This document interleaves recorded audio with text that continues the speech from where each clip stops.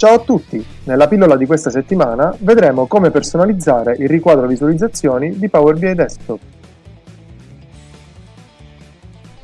Attiviamo per prima cosa il riquadro visualizzazioni tra le funzionalità di anteprima nelle opzioni avanzate di Power BI.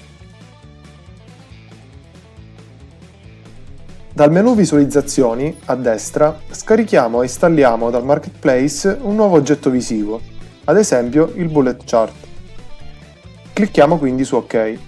Per rendere permanenti le visualizzazioni importate dal Marketplace, clicchiamo con il tasto destro sul nuovo oggetto e selezioniamo Aggiungere riquadro visualizzazioni. Ciao e alla prossima pillola!